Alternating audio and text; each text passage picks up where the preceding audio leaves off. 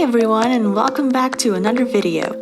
This time I'll be showing you guys how to make the Great Deku Tree from The Legend of Zelda Ocarina of Time. I wanted to make a wire tree tutorial for this channel, so I thought making Deku Tree would be nice. But while scouring YouTube for references, I realized pretty much all the Deku trees had their mouths closed. And from that moment on, I decided it was my duty to make a Deku Tree that could open and close his mouth, just like the one in a game can. But how? Well, here's what I came up with. I figured I could take a cylinder of some sort, cut out a rectangle where the mouth is supposed to be, then take another cylinder, slightly smaller diameter-wise, and insert it in the bigger cylinder so I'm able to slide it up and down.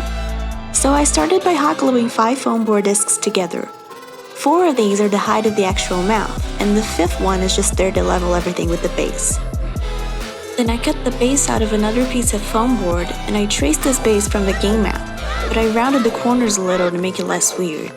I positioned the cylinder on what I thought was the center of the tree, traced it, and realized I failed miserably. Leveled the surface a little bit with modeling paste, but you don't really need to do this now since we'll be sculpting the mouth later on. And then I protected the sides with electrical tape because I love to procrastinate while thinking I'm being productive at the same time, if that makes any sense. Next, I started sculpting the mouth with air dry clay, and it's pretty straightforward. You just need a little bump for the bottom lip, and that's it. Leave it to dry and apply the modeling paste to texture everything. I used my fingers for this one to make it a little more subtle, but I'll be showing a different technique when we get to the actual tree trunk. Now I'll be making the part that will encase the mouth section, and I made it out of whatever scraps of material I had near me, which were chipboard and cardstock. Made this curved wall out of a cardstock strip and secured it temporarily with tape. Now, listen. No, actually... Hey, listen! Sorry. We're making the wire tree part now, and this is where it can get complicated, but it's really not. Let me try to explain. You need wire, obviously. Any type of wire will do, but I'll be using copper wire. So here I am cutting the wire open so I can get the copper wires out. Be careful when doing this so you don't cut yourself. The wire also has very sharp, pointy ends, so I do recommend buying a thicker gauge to prevent you from butchering your hands. But of course, buy the one that fits the scale better. Then I separate the wires one by one and fold them. Make sure you cut the wire a little bigger than twice the size of the tree that you're making. I like to work with bundles of 3, but that's just because I like the number 3. You could do 4 or 5 or 2 or whatever. It'll still work just fine. You can even not care at all about how many wires will be in each bundle and do it randomly. I'm sure it will still end up looking like a tree. So I get one wire and make a little loop using these round pliers. You could do these by hand, but it's definitely easier with pliers if you own one. Join this loop with another 2 loops and twist to make a bundle. Then join this bundle with another 2 and twist. And then do it again. But this time, you twist all the way and secure the wires with tape. I used electric tape because it is more elastic and it has a stronger adhesive, but you can use any tape for this. Then I joined these trees in groups of 3 with more tape. In total, I made 12 separate trees. Then I put them inside the remains of an aluminium foil roll and started separating the main branches until they kind of look like this. So I could drench them in hot glue to secure them in place and fill in the gaps between the branches. Next, I started bulking the main branches a little with air dry clay so that they matched the reference a little more. After doing that, I began separating the rest of the smaller branches so I could shape it like the full canopy Deku Tree has.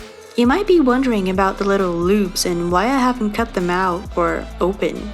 Well, I'll leave them there. I like the loops for support when gluing the flock later on, but you can absolutely remove them if they annoy you. With the branches in place, I begin to coat them in liquid latex. I saw this at Luke Towan's channel and I think it works wonders, because even after I coat everything in latex, I can still move the branches around if I want to, due to it being a type of rubber. Also, it helps so much with the paint job. The paint adheres better to the surface and it also oxidates the copper so it turns it darker brown, which is perfect tree color already. So if you miss a spot, it's totally fine. I did paint the little loops as well, just to give it more structure to hold the flock later on. So I glued this huge tree to the mouth part we made earlier with so much hot glue. I think I actually used an entire tube on this. You definitely don't need to use this much, just make sure to strengthen the joints. Really bulk them out, this needs to be solid. Then I took a piece of these plastic envelopes, wrapped it around the base and secured it with tape, so I could cut a hole in the center to fit the tray. I did this so I could make the roots fit perfectly and still be able to remove the tree to work on the base. I had a ton of these electrical wire remains that would end up in the trash, so I thought I could use them to shape the roots. I cut them at an angle and glued them in place with hot glue. Then I joined the plastic and the tree with more hot glue. In my mind, I was going to be able to remove the plastic, but guess what, dum-dum? Plastic, melts with heat. So anyway, it still worked fine, I just had to accept the plastic was there. Then I bulked the roots with more air dry clay. It's a different brand and it's orange, but it's the same thing. And I wasn't concerned with it being perfect or even half perfect really, I just wanted to bulk out the shape of the Great Deku Tree. We'll worry about the details later on. With the shaping done, I started sculpting the face. And honestly, it was super easy. Print out a Deku Tree to scale, roll out a little ball of clay, and cut out the mustache and the eyebrows. The nose is essentially a teardrop with a little ball on both sides to create the nostrils. Press a stick where the eyes should be, et voila! After it dried, I covered it in latex to make the surface a little smoother and to fill in the cracks of the clay. I applied it like this to test out the texture it would make, and it did leave a subtle texture, but not even close to what we're after. So I left it to dry and moved on to the modeling paste. I applied it with my finger, making sure to get it into every nook and cranny. I did not apply it to the smaller branches because you won't really see them in the finished product. And this is where the magic happens. You get a toothpick or any pointy thingy you have at hand and start randomly scratching the surface to create these lines. Seriously, this is the perfect bark texture.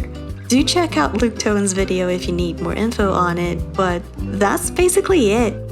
Just make sure to make the texture vertically because that's how bark works, but feel free to get creative with this. After it's dry, it's time to paint. And the best way to paint this would be with a spray can, but I didn't have brown spray paint, so I used the airbrush. I had never used the airbrush before, so I don't really know if this is because my airbrush is the cheapest one there is, or because I have no idea how to use it properly, but I expected more of this tool. I did like it though, it did the job, but it took me a long time to coat every branch, and I still missed some spots. Anyway, it was better than painting it with a brush, so I'm happy. Then I applied a layer of matte acrylic varnish, just to seal everything in place. Later, I dry brushed everything with a lighter brown and painted the face features with a black wash. And this is me being dumb again and gluing the tree to the base before I actually did the base. This made it so much harder to apply the flock later on, but it is what it is. It still worked out in the end, so it's fine. You'll notice I put the mouth in place before I glued the tree to the base. You have to do that, otherwise the mouth will not fit inside the tree anymore because of the bottom lip bump. You can see I also carved it quite a bit to make the movement smoother, and here I am gluing popsicle sticks to the bottom of the mouth just so I can control the movement when the base is complete. I hot glued these foam board scraps to the bottom of the base so it was able to hold the weight of the tree, and I glued it to another piece of foam board which I cut slightly bigger than the base itself so I could make it slope a little and make the diorama look more natural. I filled the gaps a little with aluminium foil and filled the rest of them with paper mache. Make sure to leave a gap for the popsicle sticks to move up and down, otherwise this won't work. The problem with paper mache this thick is that it takes forever to dry. So I began applying the flock to the branches. I'm using bushes by Woodland Scenics in olive green, and this is where the loops come in handy. You apply the glue to them and then glue the flocking. People usually apply flocking to trees with a spray adhesive, but I think it's quite expensive and it gets everywhere. And everything becomes sticky, so I prefer to apply it like this. Takes forever though, so keep that in mind. You can also twist the loops to a horizontal position so that they hold the flocking better. Do this until you can't see any more loops. Ask someone to check for missing loops though. There comes a certain point in which you just can't see them anymore, so asking a pair of fresh eyes to help out is a good idea. Then I covered the entire base with a mixture of glue and sand to make it sturdier, making sure to fill any gaps between the tree and the base. After it dried, I sprayed it with another coat of matte varnish. This will help keeping the flock on the tree. Then I painted the base black and dry brushed it with a darker brown, the same I used to paint the tree. And then I applied not so much watered down PVA glue to the area where the grass is supposed to be. Then proceeded to apply 2mm static grass from Woodland Scenics with a static grass applicator. I see everyone sticking a pin or a nail to the model and then applying the static grass, but I thought I could just put it on a metal tray and call it a day, and it worked fine.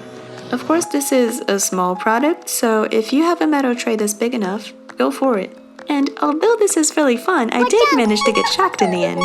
I'm fine. This is actually one of these mosquito-killing things converted into a static grass applicator, so I live to tell the story, but do be careful, it's definitely not pleasant. Then I pressed down the grass, sprayed it with isopropyl alcohol, and applied some watered down PVA glue so I could sprinkle some sand on top to make the pathway.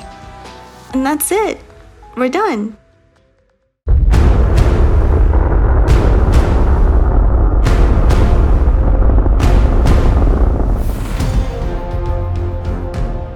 I hope you liked this video. Thank you so much for watching. If you did like the video, make sure to leave a thumbs up and consider subscribing to the channel so you don't miss my next ones.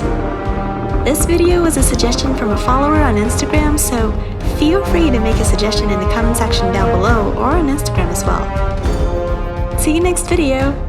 Bye!